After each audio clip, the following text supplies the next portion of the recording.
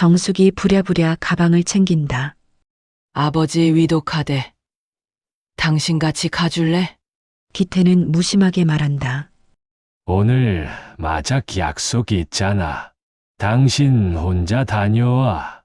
정숙은 병실에 도착하자마자 시트를 덮은 아버지 얼굴을 마주한다. 눈을 감지 못한 채 굳은 아버지의 표정에 정숙은 주저앉는다. 아버지, 죄송해요. 마지막에 저 혼자 왔어요. 그리고 난 아버지의 마지막 눈빛도 못 받아들였죠. 김도섭 씨가 제 아버지세요. 숨겨둔 자식. 지금 이게 뭐 하는 짓이야? 난 이미 당신과 마음으로 이혼하고 살았어요. 49제였죠. 아버지를 보내는 날 내 인생도 같이 끝냈습니다. 이야기가 시작하기 전 무료인 구독과 좋아요 한 번씩 부탁드리겠습니다. 서울의 한 골목 어귀, 세월의 흔적이 고스란히 남은 작은 전통찻집 정다방이 자리하고 있습니다. 오래된 나무 간판에는 손때가 묻어 있고 유리창 너머로는 따뜻한 불빛이 새어나오죠. 이곳의 주인, 이정숙은 올해 74살입니다. 정숙은 오늘도 어김없이 찻잎을 손질하고 있었습니다. 손가락 사이로 스며드는 찻잎의 향기는 언제나 그랬듯 마음을 차분하게 만들어 주었죠. 하지만 오늘은 달랐습니다. 찻잎을 만지작거리는 손길이 평소보다 더딘 것이 마음 한켠에 무거운 무언가가 자리하고 있음을 말해주었습니다. 사람 마음이란 게 미련이 남아도 너무 남는다. 정숙은 속으로 중얼거렸습니다. 아버지의 임종을 생각할 때마다 가슴이 답답해졌습니다. 마지막 숨결을 함께하지 못한 죄책감이 정숙을 이 작은 찻집에 더욱 단단히 묶어두고 있었죠. 마지막 순간, 그걸 못 본 죄책감이 나를 여기 묶어두네. 정숙의 남편 최기태는 76살로 공무원으로 평생을 보내고 퇴직한 지 벌써 10여 년이 넘었습니다. 요즘 기태의 일상은 단조로웠습니다. 마작과 고스톱이 전부였죠. 말수도 적고 정숙에게는 더더욱 무관심했습니다. 저녁 식탁에서도 마찬가지였습니다. 기태는 숟가락을 들어 국을 한 입 떠먹더니 인상을 찌푸렸습니다. 밥이 짜네. 정숙은 아무 말도 하지 않았습니다. 기태는 계속해서 투덜거렸죠. 뉴스 틀어라. 오늘 뭔 일 있었나 봐야지. 이런 대화가 이들 부부의 일상이었습니다. 아니, 대화라고 부를 수도 없는 일방적인 지시와 불평이 전부였죠. 정숙은 때때로 친정 아버지 생각에 눈물을 훔치곤 했지만 기태는 돌아보지도 않았습니다. 정숙은 찻잎을 정리하며 창밖을 바라봤습니다. 골목길을 지나가는 사람들의 모습이 아련했습니다. 모두들 어디론가 향하고 있는데 정숙만 이 자리에 멈춰 서 있는 것 같았죠. 특히 손을 잡고 지나가는 노부부의 모습을 볼 때면 정숙의 마음은 더욱 쓸쓸해졌습니다. 아버지가 살아계실 때는 그래도 달랐습니다. 일주일에 2번은 시골집을 찾아가 아버지와 함께 차를 마시며 이런저런 이야기를 나눴죠. 아버지는 정숙이 우려주는 차를 마시며 항상 말씀하셨습니다. 정숙아, 차라는 게 참 신기해. 뜨거운 물에 찻잎 몇 장만 넣어도 이렇게 깊은 맛이 나니 말이야. 그때 아버지의 눈빛은 언제나 따뜻했습니다. 정숙은 그런 아버지와의 시간이 영원할 거라고 생각했었죠. 하지만 세월은 무정했습니다. 아버지의 건강이 급격히 나빠지기 시작한 건 지난 겨울부터였습니다. 처음에는 감기 정도로 생각했습니다.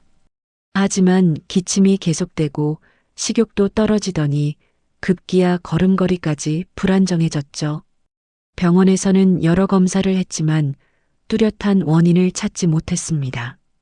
다만 나이가 나이인 만큼 전반적인 기능이 약해지고 있다는 소견뿐이었죠. 정숙은 그때부터 더 자주 아버지를 찾아뵈려 했습니다. 하지만 기태는 탐탁하게 여기지 않았습니다. 맨날 시골 가서 뭐 하는 거야? 집일은 누가 해? 아버지가 많이 편찮으셔서 그래요. 편찮으면 병원에 가지. 당신이 가서 뭐가 달라져? 기태의 말은 언제나 이런 식이었습니다. 정숙의 마음을 헤아리려 하지 않았죠. 아니, 헤아리려고 노력조차 하지 않았습니다. 정숙은 그럴 때마다 속으로 한숨을 내쉬며 참았습니다. 결혼 생활 40년 동안 줄곧 그래왔듯이 말입니다. 정숙은 찻잎을 우리며 그때의 기억을 떠올렸습니다. 아버지와 마지막으로 나눈 대화가 생각났죠. 아버지는 병상에 누워 있으면서도 정숙을 걱정하셨습니다. 정숙아, 기태가 당신한테 잘해주지? 네, 아버지. 걱정 마세요. 정숙은 거짓말을 했습니다. 아버지를 걱정시킬 수 없었거든요. 하지만 아버지는 이미 모든 걸 알고 계신 듯 했습니다. 사람은 말이야, 서로 기대어 살아야 하는 거야. 혼자서는 견디기 힘든 게 인생이거든. 그때 아버지의 말씀이 지금도 정숙의 귓가에 맴돌았습니다. 하지만 현실은 아버지의 바람과는 달랐죠. 정숙은 결국 혼자였습니다. 기태는 거실에서 또 한 번 크게 웃었습니다. 텔레비전에서 나오는 개그맨의 농담에 혼자 즐거워하고 있었죠. 정숙은 그런 남편의 모습을 바라보며 깊은 한숨을 내쉬었습니다. 언제부터 이렇게 멀어졌을까요? 젊었을 때는 그래도 대화라도 있었는데 이제는 같은 집에 살면서도 남남처럼 지내고 있었습니다. 찻집 문을 두드리는 소리가 들려왔습니다. 단골 손님인 박할머니였습니다. 80 가까운 나이에도 꼿꼿한 자세로 매일 오후 2시면 찻집을 찾아오시죠. 어서 오세요, 할머니. 정숙은 마음속 무거움을 잠시 접어두고 밝은 표정을 지었습니다. 박할머니는 평소 자리에 앉으며 정숙을 바라봤습니다. 정숙이 얼굴이 어두워 보이네. 무슨 일 있어? 아니에요. 그냥 좀 피곤해서요. 아, 맞다. 아버지 돌아가신다고 들었는데 많이 속상하지? 박할머니의 말에 정숙의 눈가가 붉어졌습니다. 정숙은 고개를 끄덕이며 찻잔을 준비했습니다. 할머니도 당신 아버지 돌아가실 때 많이 힘드셨죠? 그럼 안 힘들 자식이 어디 있겠어. 특히 마지막을 함께하지 못했을 때는 더더욱 그래. 박할머니의 말이 정숙의 가슴에 깊이 박혔습니다. 정숙은 찬물을 끓이며 속으로 중얼거렸습니다. 정말 그래요. 마지막을 함께하지 못한 게 너무 후회돼요. 박할머니는 정숙의 표정을 살펴보더니 조용히 말했습니다. 정숙아, 후회하지 마. 부모님은 자식이 옆에 있든 없든 사랑한다는 걸 알고 가시는 거야. 정숙은 찻잔에 차를 따르며 고개를 끄덕였습니다. 하지만 마음 한켠의 아픔은 쉽게 가시지 않았죠.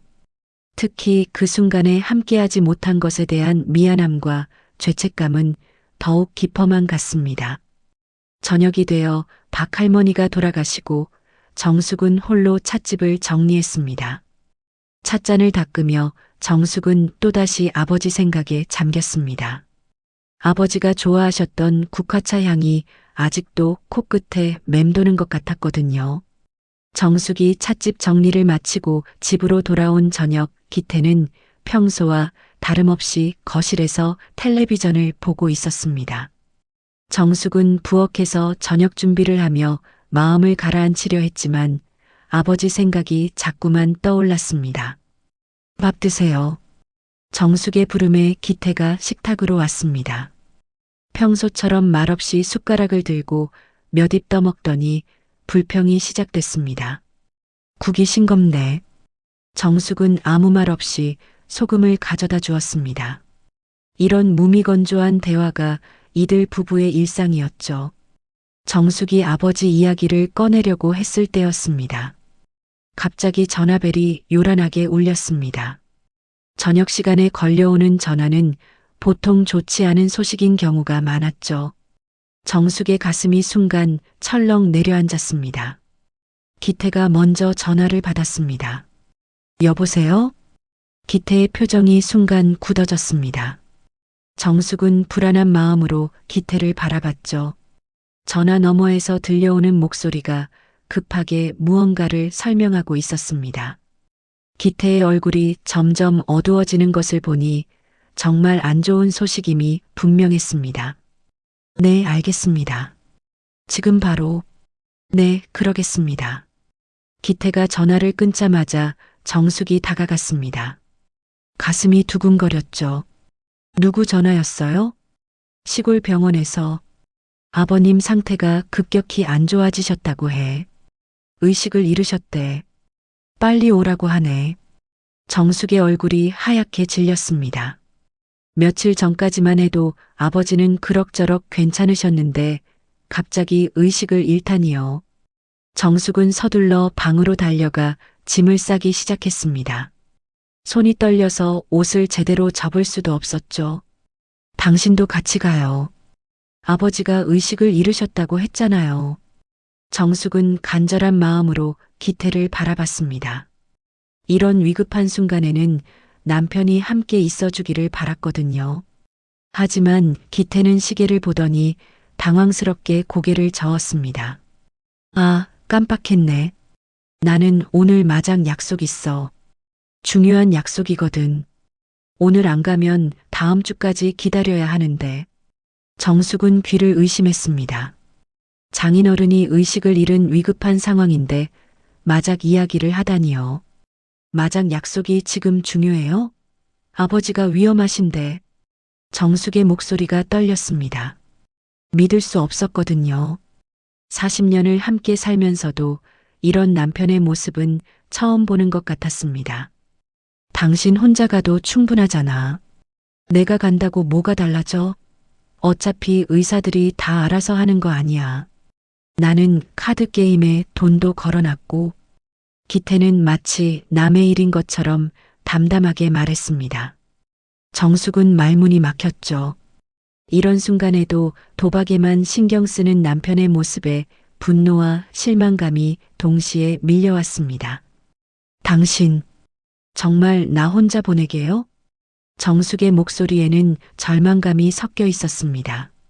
이런 어려운 순간에 혼자 감당해야 한다는 것이 너무 무거웠거든요. 어르신 가시는 길에 내가 간다고 뭐가 달라지나. 당신 잘 다녀와. 나는 약속 시간에 늦으면 안 돼. 기태의 말은 차가웠습니다. 정숙은 더 이상 설득할 기력도 없었습니다. 시간이 급했거든요. 정숙은 가방을 챙기고 집을 나서면서 마음속으로 중얼거렸습니다. 이 사람이 정말 내 남편일까? 시골로 가는 마지막 버스를 타기 위해 정류장으로 뛰어갔습니다. 다행히 버스가 막 도착하는 참이었죠. 정숙은 헐떡거리며 버스에 올라탔습니다. 버스 안에서 정숙은 계속 불안했습니다. 창밖으로 지나가는 어두운 풍경들이 빠르게 스쳐 지나갔지만 정숙의 마음은 오직 아버지에게만 가 있었죠. 휴대폰으로 오빠에게 전화를 걸었습니다. 오빠, 나 정숙이에요. 아버지는 어떠세요? 정숙아, 빨리 와. 의사 선생님이 많이 위험하다고 하시네. 시간이 얼마 남지 않은 것 같다고. 오빠의 목소리가 떨리고 있었습니다. 정숙은 가슴이 철렁 내려앉았죠. 의식은 아직 안 돌아오셨어요? 아니야. 계속 혼수 상태셔. 의사가 가족들 다 불러야 한다고 해서. 정숙아, 정말 빨리 와. 아버지가 계속 뭔가 중얼거리시는데 내 이름을 부르시는 것 같아. 정숙은 눈물이 쏟아질 것 같았습니다. 아버지가 자신을 찾고 계신다는 말에 가슴이 찢어지는 것 같았거든요. 네, 지금 가고 있어요. 1시간 정도면 도착할 것 같아요. 알겠어. 조심해서 와. 그런데 기태는 왜 안 와? 정숙은 순간 할 말을 잃었습니다. 남편이 마작 때문에 오지 않는다고 말할 수가 없었거든요. 급한 일이 있어서요. 이런 때에 급한 일이 뭐가 있다고. 참, 이해가 안 되네. 전화를 끊고 정숙은 창밖을 바라봤습니다. 어둠이 내린 시골길이 끝없이 이어지고 있었죠. 버스가 덜컹거릴 때마다 정숙의 마음도 함께 요동쳤습니다. 정숙은 속으로 간절히 기도했습니다. 아버지, 제발 괜찮으시길. 정숙이가 갈 때까지만 기다려주세요. 마지막 인사는 꼭 드려야 해요. 아버지와 함께 보낸 소중한 시간들이 주마등처럼 지나갔습니다. 어린 시절 아버지 손을 잡고 걸었던 시골길, 결혼할 때 눈물을 흘리시며 축복해 주셨던 아버지, 그리고 찻집을 운영한다고 했을 때 묵묵히 지지해 주셨던 아버지의 모습들이 떠올랐죠. 드디어 시골 병원에 도착했습니다. 정숙은 숨을 헐떡이며 병원으로 달려갔습니다. 응급실 앞에는 이미 오빠와 조카들이 와 있었죠. 정숙아. 오빠가 정숙을 보고 다가왔습니다. 오빠의 얼굴도 창백했습니다. 아버지는 어떠세요? 지금 중환자실에 계셔. 의사 선생님이 상황이 좋지 않다고. 언제든 안 좋아질 수 있다고 하시네. 정숙의 다리에 힘이 빠졌습니다. 벽에 기대어야 했죠. 면회는 할 수 있어요? 짧게는 할 수 있어. 하지만 오빠가 말을 잇지 못했습니다. 간호사가 와서 면회 시간을 알려주었고 정숙은 떨리는 마음으로 중환자실로 향했습니다. 중환자실 문 앞에서 정숙은 잠시 멈춰 섰습니다. 문 너머에 아버지가 계시다는 것이 믿어지지 않았거든요. 정숙은 용기를 내어 문을 열고 들어갔습니다. 병상에 누워 계신 아버지를 본 순간 정숙은 가슴이 무너지는 것 같았습니다. 각종 의료기계에 둘러싸인 아버지의 모습이 너무 안쓰러웠거든요. 아버지. 정숙은 아버지의 손을 조심스럽게 잡았습니다.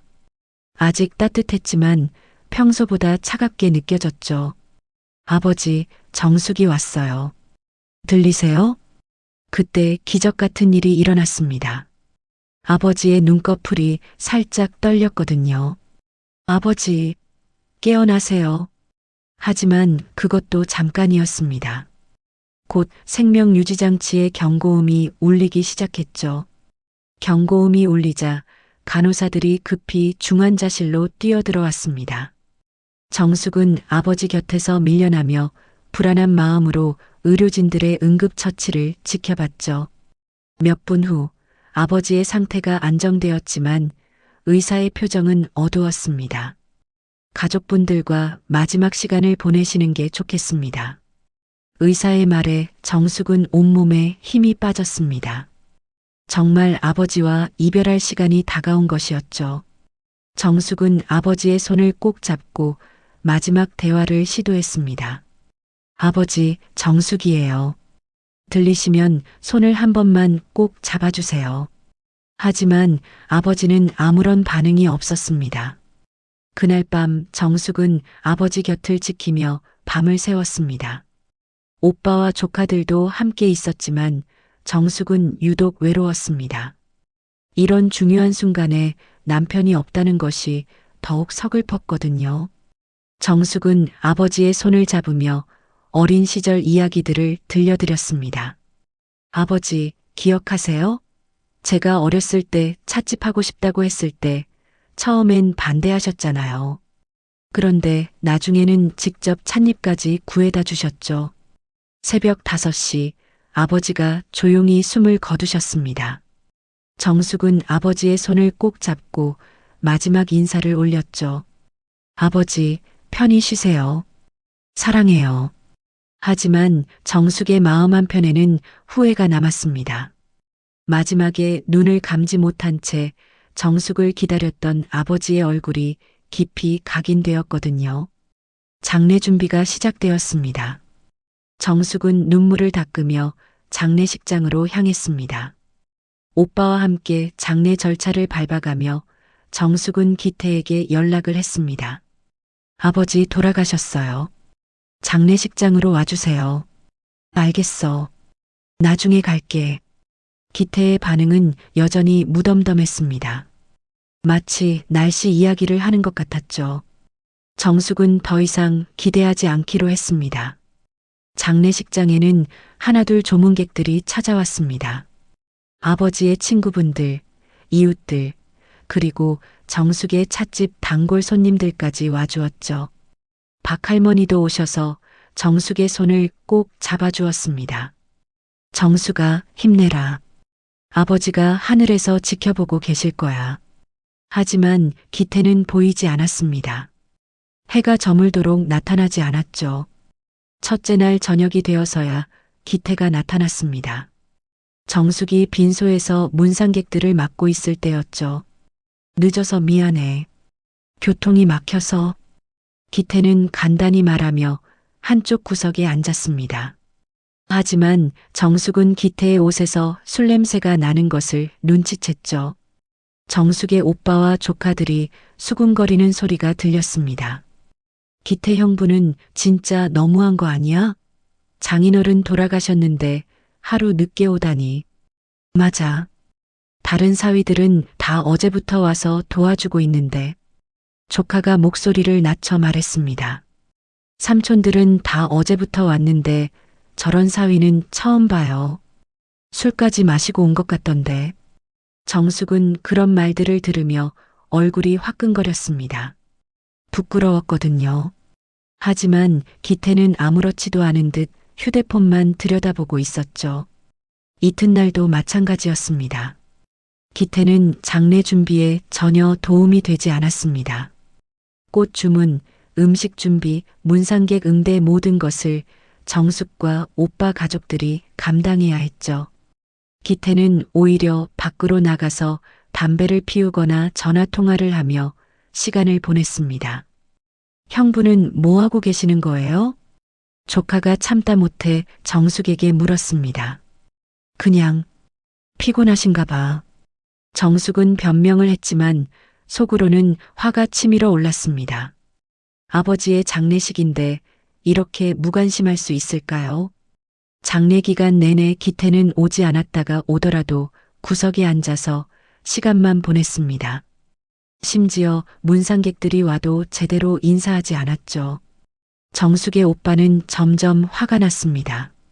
정숙아, 기태 그 사람 진짜 너무한 거 아니냐? 장인어른 장례식에 이런 식으로 나온다는 게 말이 되나? 오빠, 그냥 넘어가요. 지금은 아버지 일이 더 중요해요. 정숙은 오빠를 달랬지만 마음속에는 분노가 쌓여가고 있었습니다. 특히 다른 가족들 앞에서 이렇게 창피를 당하는 것이 견딜 수 없었거든요. 셋째 날 저녁 출간을 앞두고 마지막 밤을 보내는 동안 정숙은 혼자 빈소에 남아 있었습니다. 다른 가족들은 잠시 휴식을 취하러 갔고 기태는 어디 갔는지 보이지도 않았죠. 정숙은 아버지의 영정 앞에 앉아 마지막 대화를 나누었습니다. 아버지, 미안해요. 마지막까지 편히 보내드리지 못해서. 그리고 기태가 이런 식으로 굴어서 정말 죄송해요. 그때 뒤에서 발소리가 들렸습니다. 기태가 담배 냄새를 풍기며 들어오고 있었죠. 뭐 하고 있어? 아버지와 마지막 인사하고 있었어요. 그래. 나도 인사나 드릴게. 기태는 간단히 절을 한 번 하고는 다시 나가려 했습니다. 어디 가세요? 잠깐 바람 쐬러. 정숙은 더 이상 참을 수 없었습니다. 당신, 이게 뭐예요? 아버지 장례식인데 이렇게 하는 게 맞아요? 왜? 내가 뭘 잘못했다고? 장례 준비도 안 도와주고 문상객들 앞에서 저렇게 무관심하게 굴고 사람들이 뭐라고 하는지 알아요? 기태는 짜증스럽게 대답했습니다. 사람들이 뭐라고 하든 상관없어. 나는 내 할 일 다 했어. 할 일을 다 했다고요? 대체 뭘 했는데요? 와서 절도 하고 조문도 받고 그것만으로도 충분하잖아. 정숙은 어이가 없었습니다. 이 사람이 정말 자신의 남편인지 의심스러웠거든요. 결혼 40년 동안 이런 모습을 본 적이 없었습니다. 발인 날 아침 관을 차에 모시는 순간에도 기태는 뒷전에 서 있었습니다. 무거운 관을 드는 것도 다른 남자 가족들이 모두 감당했죠. 정숙은 그런 남편의 모습을 보며 마음속으로 무언가가 완전히 무너지는 것을 느꼈습니다. 화장장에서 아버지를 마지막으로 보내드리고 집으로 돌아오는 길에 정숙은 침묵했습니다. 기태도 아무 말이 없었죠. 차 안의 정적이 무거웠습니다. 정숙은 창밖을 바라보며 생각했습니다. 이제 정말 아버지도 없고 남편도 믿을 수 없는 상황이 되었구나. 집에 도착하니 기태는 손톱을 깎으며 텔레비전을 보고 있었습니다. 마치 아무 일도 없었던 것처럼 말이죠. 오늘은 짬뽕 시켜 먹자. 기태가 무심하게 말했습니다. 정숙은 그 순간 모든 것이 끝났다는 것을 깨달았습니다. 아버지를 잃은 슬픔보다도 남편에 대한 실망감이 더 컸거든요. 정숙은 말없이 방문을 닫았습니다. 그 순간부터 둘 사이에는 냉랭한 침묵이 흘렀죠. 정숙은 혼자 울었습니다. 아버지를 잃은 슬픔과 남편에 대한 절망감이 함께 밀려왔거든요. 결혼 40년 만에 처음으로 이혼이라는 단어가 머릿속을 스쳐갔습니다. 정숙은 그날 밤 잠들지 못하고 아버지가 남기신 유품들을 정리하며 앞으로의 삶에 대해 진지하게 고민하기 시작했습니다. 아버지 장례를 마친 지 한 달이 흘렀습니다. 정숙은 찻집을 운영하며 일상을 되찾으려 노력했지만 마음의 상처는 쉽게 아물지 않았죠. 특히 기태와의 관계는 더욱 냉랭해졌습니다. 두 사람은 같은 집에 살면서도 거의 대화를 나누지 않았거든요. 어느 날 저녁 정숙은 아버지의 49제를 준비하기로 마음먹었습니다. 아버지가 편히 쉬실 수 있도록 정성껏 준비하고 싶었거든요. 정숙은 기태에게 조심스럽게 말을 꺼냈습니다. 다음 주가 아버지 49제예요. 찻집에서 간단하게나마 지내려고 하는데. 기태는 텔레비전을 보며 대답했습니다. 그래, 알아서 해. 당신도 참석해 주세요. 아버지를 위해서라도. 기태는 고개를 돌리며 짜증스럽게 말했습니다. 나는 안 가. 제사 음식 냄새가 싫어. 그냥 내가 알아서 해. 정숙은 또다시 실망했습니다. 49제마저 혼자 치러야 한다는 것이 서글플 뿐이었죠. 그럼 혼자 준비해야겠네요. 응, 그렇게 해. 나는 그날 약속도 있고. 정숙은 더 이상 아무 말도 하지 않았습니다. 이미 기대하지 않고 있었거든요. 정숙은 49제 준비에 정성을 쏟았습니다. 찻집 단골 손님들과 이웃들을 초대했죠. 아버지가 좋아하셨던 음식들을 직접 만들고 국화꽃도 준비했습니다. 그런데 준비를 하다가 문득 한 사람이 떠올랐습니다. 김도섭.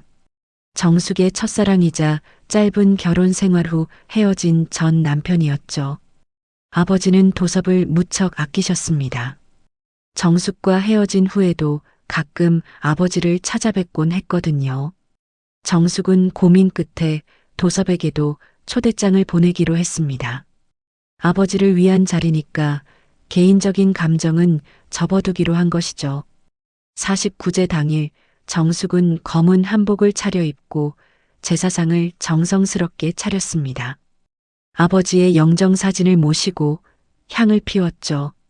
찻집 안은 엄숙하면서도 따뜻한 분위기였습니다. 하객들이 속속 도착하기 시작했습니다.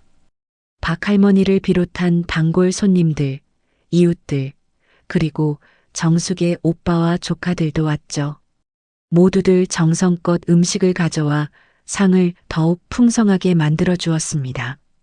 그런데 하객들 중에 낯선 소년이 하나 눈에 띄었습니다. 10대 후반쯤 되어 보이는 수줍어하는 소년이 조용히 방명록에 이름을 적고 있었거든요. 정숙은 궁금했지만 손님들을 맞느라 바빠서 자세히 살펴볼 여유가 없었습니다. 잠시 후 그 소년이 정숙에게 다가왔습니다. 손에는 한 장의 사진을 들고 있었죠. 안녕하세요. 이 사진을 드리려고 왔어요. 소녀는 조심스럽게 말하며 사진을 건넸습니다. 정숙은 사진을 받아보고 깜짝 놀랐죠. 사진 속에는 젊은 시절의 김도섭과 한 여인, 그리고 어린 시절의 이 소년이 함께 찍혀 있었거든요. 이 사진이 김도섭 씨가 저희 아버지세요. 오늘 이 자리에 꼭 참석하라고 하셨어요. 정숙은 손이 떨렸습니다. 도섭에게 숨겨진 자식이 있었다는 것일까요? 정숙은 당황한 마음을 가라앉히며 소년을 바라봤습니다. 아버지가 도섭 씨라고요? 네. 그런데 저는 아버지와 함께 살지 않아요. 어머니와 단둘이 살고 있거든요. 소년의 말에 정숙은 더욱 놀랐습니다. 도섭이 혼의 자식을 두었다는 것인지 아니면 정숙과 헤어진 후 다른 여자와 사귀었던 것인지 알 수 없었거든요. 그때 찻집 문이 열리며 김도섭이 들어왔습니다. 20여 년 만에 보는 도섭은 많이 늙어 있었지만 여전히 온화한 인상이었죠. 도섭은 정숙과 눈이 마주치자 조심스럽게 고개를 숙였습니다. 정숙아, 오늘 와도 된다고 해서 어서 오세요. 아버지가 좋아하실 거예요. 정숙은 복잡한 마음을 애써 감추며 도섭을 맞았습니다. 도섭은 제사상 앞에 서서 정중하게 절을 올렸죠. 아버님, 그동안 안녕하셨습니까? 도섭입니다. 정숙은 도섭의 모습을 보며 마음이 복잡했습니다. 아버지는 정말 도섭을 아끼셨거든요. 심지어 정숙과 헤어진 후에도 가끔 연락을 주고받으셨죠. 절을 마친 도섭이 정숙에게 다가왔습니다. 정숙아, 미안하다. 이 아이를 데려와서. 도섭은 소년을 가리키며 조심스럽게 말했습니다. 이 아이가 당신 아들인가요? 응. 내가 떠난 후에 다른 사람과 만나서 낳은 아이야. 하지만 그 여자는 아이를 낳고 떠났어. 나도 제대로 키우지 못했고. 도섭의 고백에 정숙은 할 말을 잃었습니다. 복잡한 감정이 밀려왔거든요. 아버지는 이 아이를 알고 계셨나요? 응. 가끔 만나뵐 때마다 이 아이 이야기를 하곤 하셨어. 너한테는 미안해서 말씀드리지 못했다고. 정숙은 눈물이 날 것 같았습니다. 아버지가 이런 비밀까지 간직하고 계셨다니요. 소녀는 정숙에게 다가와 조심스럽게 말했습니다. 할아버지가 저에게 많은 이야기를 해주셨어요. 정숙 이모에 대해서도요. 무슨 이야기를요? 이모가 차를 정말 잘 우린다고, 그리고 마음이 따뜻한 사람이라고 하셨어요. 정숙은 가슴이 뭉클해졌습니다. 아버지가 이런 상황에서도 자신을 생각해 주셨다는 것이 고마웠거든요. 49제 의식이 시작되었습니다. 정숙은 아버지를 위해 정성껏 준비한 음식들을 올리며 기도했죠. 참석한 모든 사람들이 아버지를 위해 마음을 모았습니다.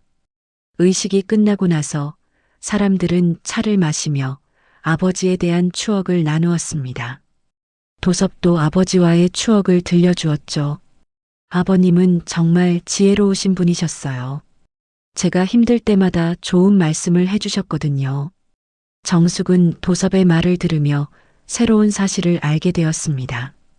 도섭이 아버지를 정기적으로 찾아뵈며 안부를 묻고 있었다는 것, 그리고 정숙의 찻집 앞을 가끔 지나가며 안부를 궁금해했다는 것 말이죠. 49제가 끝나고 하객들이 하나둘 돌아간 후 정숙은 도섭, 그리고 소년과 함께 남아 있었습니다. 찻집 안은 고요했고 촛불만이 조용히 타고 있었죠. 정숙은 세 사람을 위해 차를 우렸습니다. 이름이 뭐예요?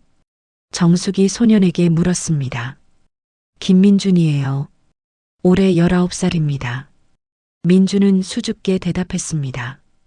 정숙은 민준을 바라보며 묘한 감정을 느꼈죠. 도섭의 아들이라니 믿기지 않았거든요. 할아버지가 이모에 대해 정말 많은 이야기를 해주셨어요. 민준이 조심스럽게 말을 이었습니다. 어떤 이야기요? 이모가 어렸을 때부터 차에 관심이 많았다고, 그리고 사람들을 따뜻하게 대한다고 하셨어요. 특히 이 찻집 이야기를 자주 해주셨거든요. 정숙은 가슴이 뭉클해졌습니다. 아버지가 자신의 찻집을 자랑스러워 하셨다는 것을 새삼 느꼈거든요. 도섭이 조용히 입을 열었습니다. 정수가 사실 아버님이 돌아가시기 전에 나한테 부탁하신 게 있어. 무슨 부탁이요? 너를 좀 돌봐달라고 하셨어. 기태가 너한테 잘해주지 않는다는 걸 알고 계셨거든. 정숙은 깜짝 놀랐습니다. 아버지가 자신의 결혼 생활을 그렇게 자세히 알고 계셨다니요. 아버지가 그런 말씀을. 응. 마지막에 병원에서 만났을 때 너 걱정을 많이 하셨어. 혼자 모든 걸 감당하고 있다고, 마음고생이 심하다고 하시더라. 정숙의 눈가가 촉촉해졌습니다. 아버지는 정말 모든 걸 알고 계셨구나 싶었거든요. 민준이 가방에서 무언가를 꺼냈습니다. 할아버지가 이모에게 전해달라고 하신 게 있어요. 민준이 건넨 것은 작은 편지 봉투였습니다. 정숙은 떨리는 손으로 편지를 받았죠. 편지를 열어보니 아버지의 친필로 쓰인 짧은 글이 있었습니다. 정수가, 아버지가 너무 일찍 떠나서 미안하다. 내가 앞으로 행복하게 살았으면 좋겠어. 무엇보다 내 자신을 소중히 여기고 내 마음에 솔직하게 살아라. 아버지는 항상 내 편이야. 정숙은 편지를 읽으며 눈물을 흘렸습니다. 아버지의 마지막 당부가 가슴 깊이 와 닿았거든요. 할아버지가 또 하신 말씀이 있어요. 민준이 조심스럽게 말을 이었습니다. 뭐라고 하셨어요? 도섭 아버지가 이모를 정말 많이 사랑했다고, 그리고 지금도 마음에 담고 있다고 하셨어요. 정숙은 도섭을 바라봤습니다. 도섭의 얼굴이 붉어지고 있었죠. 아버님이 그런 말씀까지. 도섭이 당황하며 말했습니다. 사실이에요? 정숙이 조용히 물었습니다. 도섭은 잠시 망설이다가 고개를 끄덕였죠. 응, 정숙아. 너한테는 늘 미안했어. 그리고 지금도 마음 한켠에 내가 있어. 정숙은 복잡한 감정에 휩싸였습니다. 20여 년 전에 헤어진 첫사랑이 아직도 자신을 생각하고 있다는 것이 믿기지 않았거든요. 그동안 어떻게 지내셨어요? 힘들게 살았지. 민준이를 혼자 키우느라. 사실 제대로 못 키웠어. 아이 어머니가 떠난 후로는 더욱 그랬고, 도섭의 목소리에는 후회가 섞여 있었습니다. 민준이 아버지를 바라보며 말했습니다. 아버지, 저는 괜찮아요. 아버지가 최선을 다해주신 거 알고 있어요. 고마워, 민준아. 도섭이 아들의 어깨를 토닥였습니다. 정숙은 그런 부자의 모습을 보며 마음이 따뜻해졌죠. 그때 찻집 문이 갑자기 열렸습니다. 기태가 들어오고 있었거든요.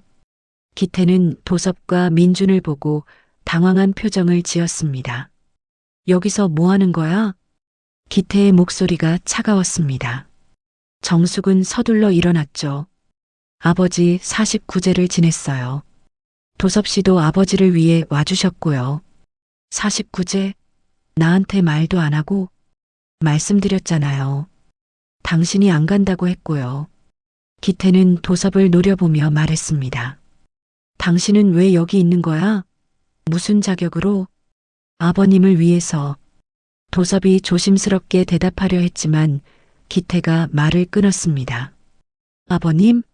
우스꽝스럽네. 남의 아버지인데. 기태 씨, 너무하시는 거 아니에요?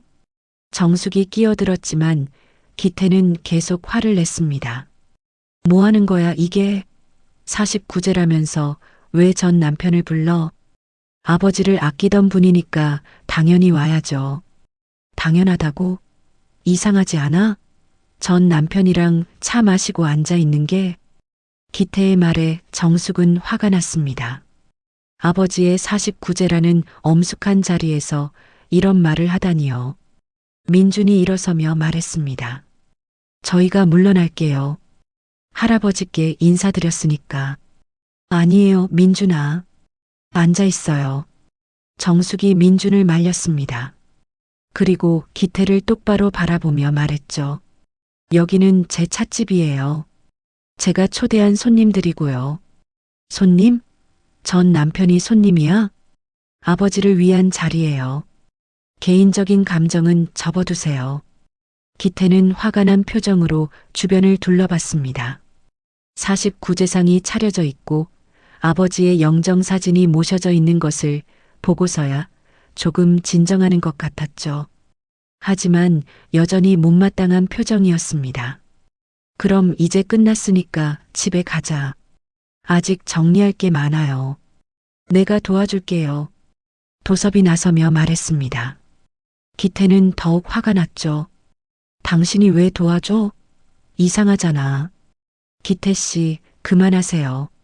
정숙이 단호하게 말했습니다. 이제는 참을 수 없었거든요. 뭐라고? 나한테 그만하라고? 네.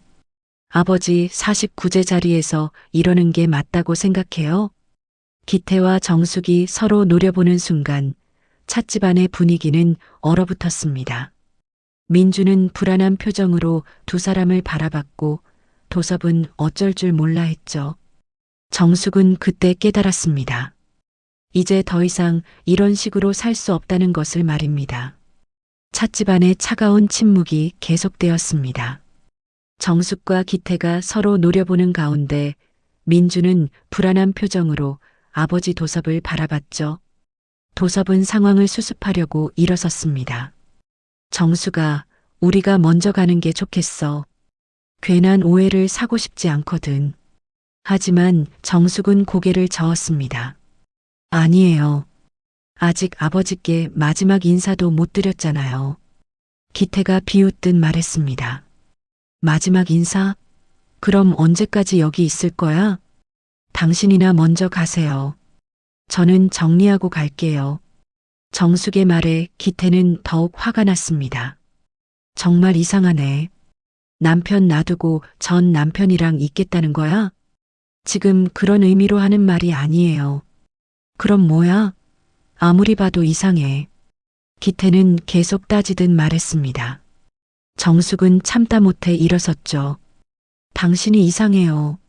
아버지 임종도 안 지키고 장례식에도 늦게 와서 아무것도 안 도와주고 49제에도 안 오겠다고 해놓고는 이제 와서 뭘 따지는 거예요? 정숙의 목소리가 높아졌습니다. 그동안 참았던 감정이 터져 나오고 있었거든요. 나는 할 일 다 했어. 뭘 했는데요? 장례식장에서 구석에 앉아서 휴대폰만 보고 관드는 것도 안 도와주고 그런 건 다른 사람들이 하는 거지. 기태의 말에 도섭이 참지 못하고 끼어들었습니다. 기태 씨, 그런 말씀은 너무 하시는 거 아닙니까? 장인어른 일인데. 당신은 끼어들지 마. 남의 집이래. 기태가 도섭에게 소리쳤습니다. 민준이 무서워하며 아버지 뒤로 숨었죠. 정숙은 더 이상 참을 수 없었습니다. 그만해요. 여기는 아버지가 계신 곳이에요. 정숙의 외침에 모두가 순간 조용해졌습니다. 정숙의 눈에는 눈물이 고여 있었죠. 당신은 정말 이기적이에요. 자기 마작, 자기 편의만 생각하고 아버지가 돌아가셨을 때도 장례식 때도 지금도 마찬가지예요. 뭐라고? 내가 이기적이라고? 맞아요. 결혼한 지 40년 동안 당신이 저를 위해 희생한 적이 언제 있었어요? 정숙의 말에 기태는 말문이 막혔습니다. 정숙이 이렇게 강하게 나온 적이 없었거든요. 당신은 변했어. 예전 정숙이가 아니야. 맞아요. 저는 변했어요. 이제 더 이상 참지 않을 거예요. 정숙이 단호하게 말했습니다. 그 순간 정숙은 자신도 놀랄 만큼 확신에 찬 목소리를 내고 있었죠. 기태는 어이없다는 표정으로 정숙을 바라봤습니다. 그래, 알겠어. 마음대로 해. 나는 집에 간다. 기태가 문을 박차고 나가려 할 때 정숙이 뒤에서 말했습니다. 기태 씨, 기태가 돌아섰습니다. 나 이제 당신한테 미련 없어요. 기태는 잠깐 멈칫했지만 곧 문을 열고 나갔습니다. 쾅 하는 소리와 함께 찻집은 다시 조용해졌죠. 정숙은 그 자리에 주저앉았습니다. 도섭이 급히 다가와 정숙을 부축했죠. 정숙아, 괜찮아?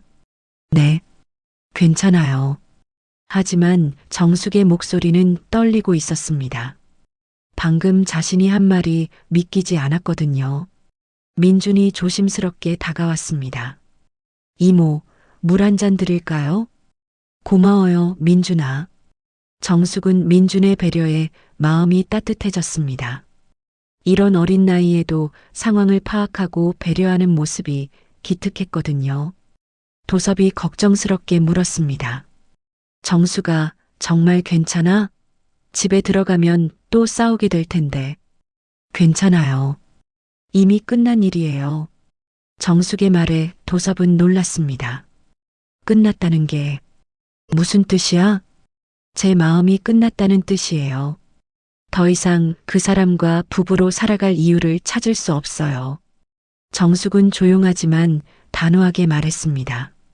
도섭은 정숙의 변화에 놀라며 바라봤죠. 정숙아, 도섭 씨, 아버지가 전해달라고 하신 말씀이 또 있어요? 정숙이 화제를 돌렸습니다. 도섭은 잠시 망설이다가 말했죠. 응, 아버님이 내가 행복했으면 좋겠다고 하셨어. 그리고 너무 참기만 하지 말라고. 아버지다우신 말씀이네요. 정숙은 씁쓸하게 웃었습니다. 민준이 조심스럽게 입을 열었습니다. 이모, 할아버지가 또 하신 말씀이 있어요. 뭐라고 하셨어요? 이모는 새로운 시작을 할 자격이 있다고, 그리고 진짜 행복을 찾아야 한다고 하셨어요. 정숙의 가슴이 뭉클해졌습니다. 아버지가 자신의 미래까지 걱정해 주셨다는 것이 고마웠거든요. 할아버지는 정말 지혜로우신 분이셨어요. 도섭이 말했습니다. 아버님이 나한테도 말씀하셨어. 정숙이를 도와달라고, 혼자 모든 걸 감당하게 두지 말라고. 도섭 씨, 정숙아, 나는 준비되어 있어. 내가 필요하면 언제든지. 도섭의 진심 어린 말에 정숙은 복잡한 감정을 느꼈습니다. 20여 년 만에 다시 만난 첫사랑이 여전히 자신을 생각하고 있다는 것이 믿기지 않았거든요. 고마워요. 하지만 아직은 정리할 게 너무 많아요. 당연하지. 천천히 생각해. 나는 기다릴 수 있어. 정숙은 도섭의 따뜻한 마음에 눈물이 날 것 같았습니다. 기태와는 정말 다른 사람이었거든요. 민준이 말했습니다. 이모, 저희가 도와드릴 일이 있으면 언제든 말씀하세요. 할아버지와의 약속이에요. 고마워요, 민준아. 당신들이 있어서 정말 든든해요. 정숙은 진심으로 말했습니다. 오늘 하루 동안 이 부자에게서 받은 따뜻함이 지난 몇 년간 기태에게서 받은 것보다 컸거든요. 도섭과 민준이 돌아간 후 정숙은 혼자 찻집을 정리했습니다. 아버지의 영정사진을 바라보며 조용히 말했죠. 아버지, 이제 정말 새로운 시작을 해보려고 해요. 아버지가 원하시는 대로요. 그날 밤 정숙은 집에 들어가지 않고 찻집에서 밤을 보냈습니다. 내일부터는 정말 다른 삶을 살아보기로 마음먹었거든요. 아버지의 마지막 당부를 가슴에 새기며 말입니다. 며칠이 지났습니다. 정숙은 찻집에서 밤을 보낸 이후로 집에 들어가지 않고 있었죠. 기태도 연락을 하지 않았습니다. 마치 서로 없는 듯이 지내고 있었거든요. 정숙은 평소처럼 찻집을 운영하며 하루하루를 보냈습니다.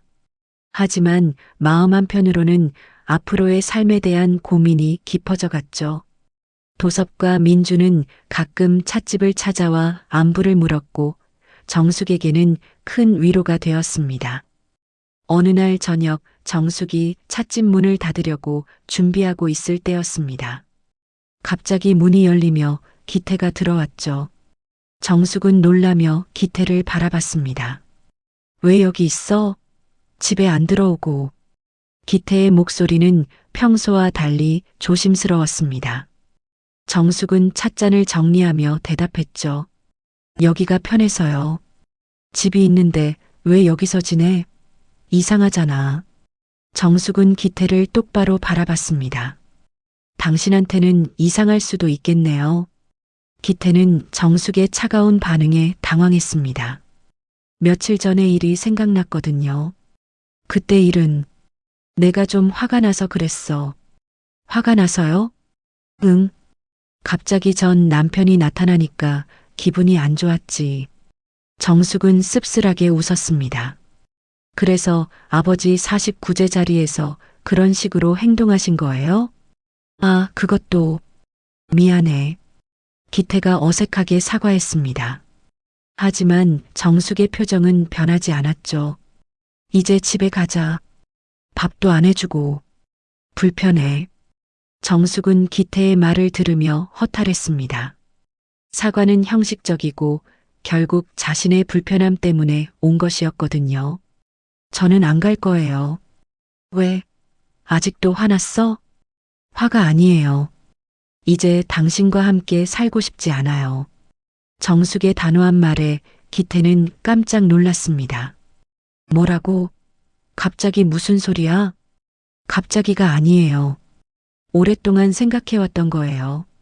정숙이 의자에 앉으며 천천히 말했습니다. 당신과 저는 이미 오래전에 끝났어요. 그냥 습관적으로 같이 살았을 뿐이죠. 기태는 말문이 막혔습니다. 정숙이 이렇게까지 단호하게 나올 줄 몰랐거든요. 정숙아, 무슨 일이 있었어? 왜 갑자기 이래? 갑자기가 아니라고 했잖아요. 아버지 돌아가실 때 깨달았어요. 제가 정말 혼자라는 걸. 정숙의 목소리에는 깊은 상처가 묻어 있었습니다. 아버지 임종도 혼자 지켰고 장례 준비도 혼자 했고 49제도 혼자 준비했어요. 당신은 아무것도 함께하지 않았잖아요.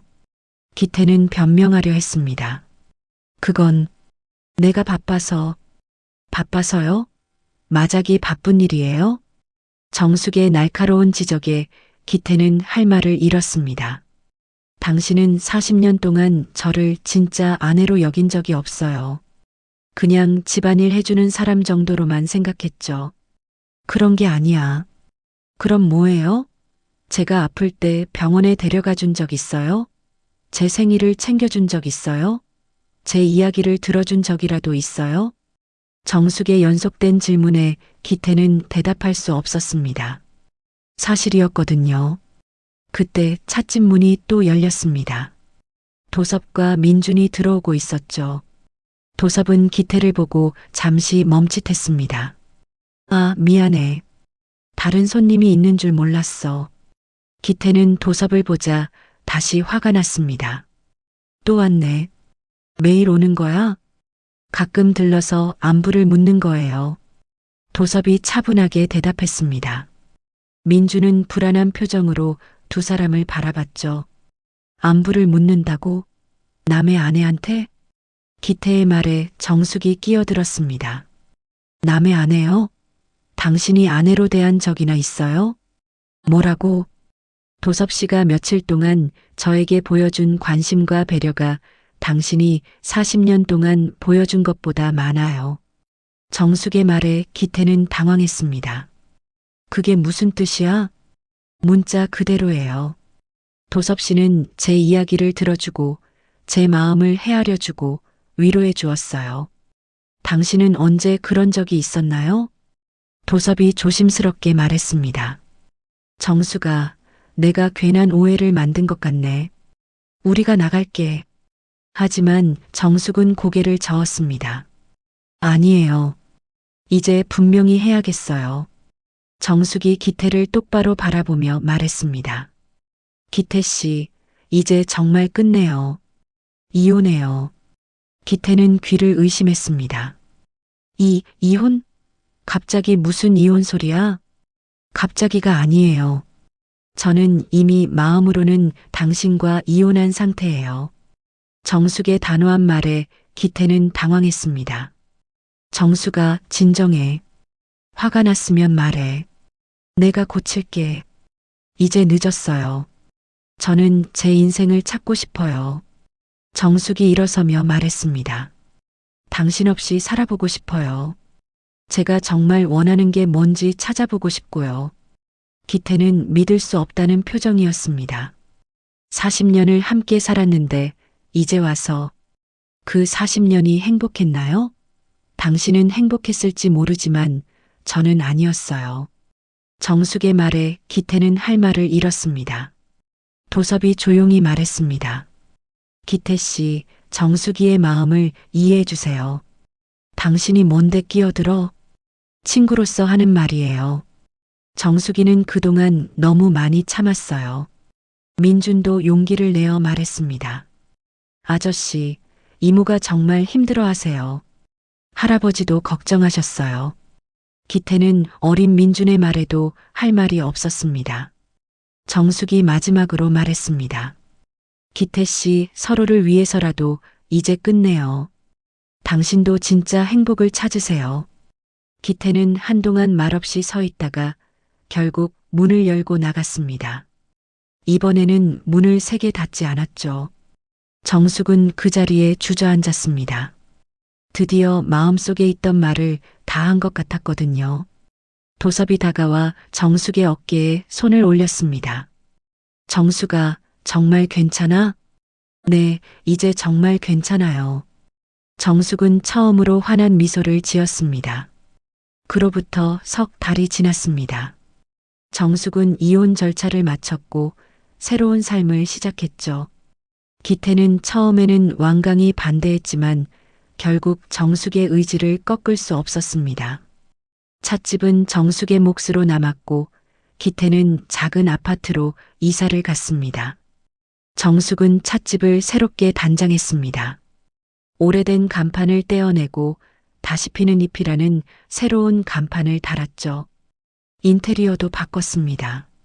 더 밝고 따뜻한 분위기로 만들었거든요. 정숙의 새로운 시작을 상징하는 것 같았습니다. 도섭과 민주는 찻집 리모델링을 도와주었습니다. 도섭은 직접 페인트 칠을 하고 민주는 청소를 도왔죠. 셋이 함께 일하는 모습은 마치 가족 같았습니다. 이모, 정말 예뻐졌어요. 민준이 새로워진 찻집을 보며 감탄했습니다. 정숙은 뿌듯한 마음으로 주변을 둘러봤죠. 정말 그런 것 같아요. 새로운 시작이라는 느낌이 들어요. 도섭이 미소를 지으며 말했습니다. 정수가 정말 달라 보여. 예전보다 훨씬 밝아졌어. 그래요? 저도 그런 기분이에요. 마치 진짜 제가 된 것 같아요. 정숙은 진심으로 말했습니다. 그동안 억눌려 있던 자신을 찾은 기분이었거든요. 새로운 찻집 다시 피는 잎은 금세 입소문이 났습니다. 정숙의 정성스러운 차와 따뜻한 마음씨에 감동한 손님들이 친구들을 데려왔거든요. 특히 혼자 오는 중년 여성들이 많았습니다.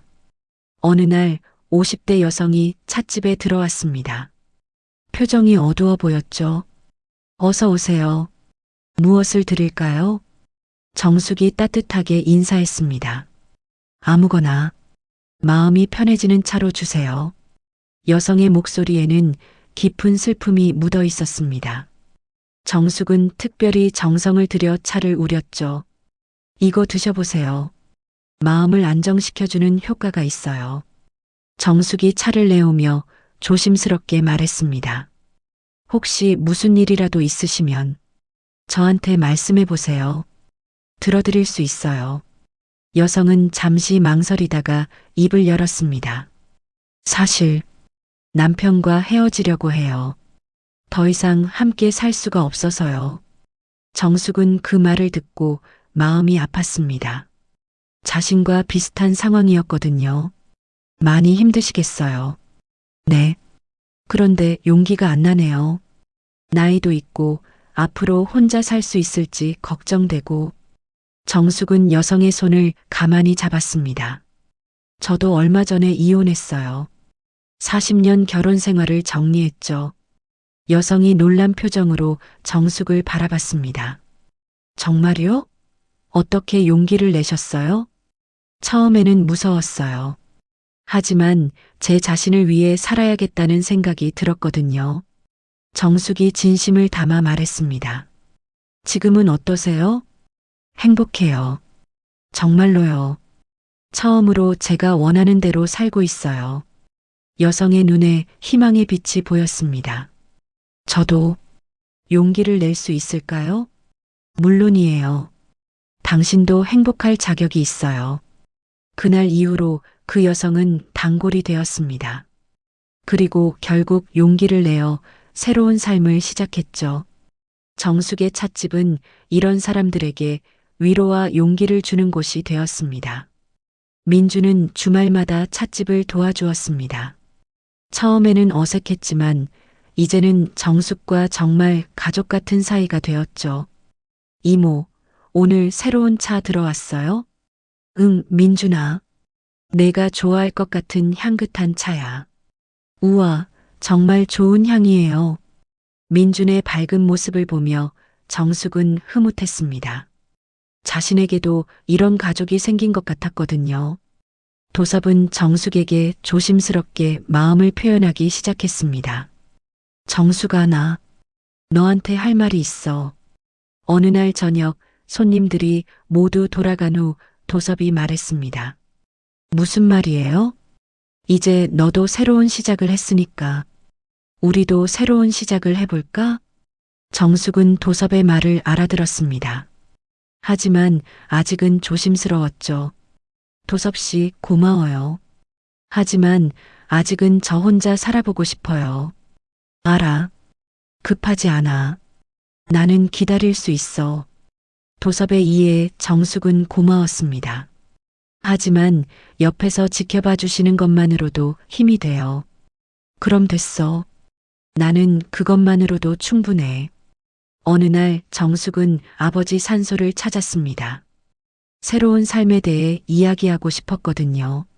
아버지, 저 잘 살고 있어요. 아버지가 말씀하신 대로 제 자신을 소중히 여기며 살고 있어요.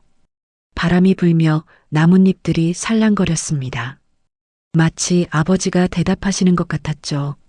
정말 감사해요. 아버지가 마지막에 용기를 주셔서 새로운 삶을 시작할 수 있었어요. 정숙은 아버지 산소 앞에서 차를 한 잔 우렸습니다. 아버지가 좋아하셨던 국화차였죠. 아버지, 이제 걱정 마세요. 저는 행복해요. 저녁이 되어 찻집으로 돌아온 정숙은 문을 열며 미소를 지었습니다. 도섭과 민준이 기다리고 있었거든요. 이모, 어디 다녀오셨어요? 아버지 산소에 다녀왔어요. 할아버지께 안부 전해드렸어요? 응, 우리 모두 잘 지내고 있다고 말씀드렸어. 도섭이 따뜻하게 말했습니다. 아버님이 기뻐하셨을 거야. 정숙은 세 사람을 위해 차를 우렸습니다. 새로운 가족과 함께하는 따뜻한 시간이었죠. 정말 평화로워요. 정숙이 중얼거렸습니다. 이모가 행복해 보여서 저도 기뻐요. 민준이 말했습니다. 고마워, 민준아. 너희들이 있어서 정말 행복해. 그때 찻집 문이 열리며 새로운 손님이 들어왔습니다. 혼자 온 중년 여성이었죠. 어서 오세요. 차 한 잔 드릴까요? 정숙이 따뜻하게 인사했습니다. 네, 그리고 혹시 이야기도 들어주실 수 있나요? 물론이에요. 당신의 이야기를 들려주세요. 정숙은 미소를 지으며 차를 우리기 시작했습니다. 이곳 다시 피는 잎에서는 새로운 시작을 꿈꾸는 모든 사람들이 위로를 받을 수 있었거든요. 정숙의 새로운 인생도 이제 막 시작되었습니다. 오늘도 즐거우셨나요? 이야기가 마음에 남으셨다면 구독과 좋아요로 함께 해주세요. 더 좋은 내용으로 내일 찾아뵙겠습니다.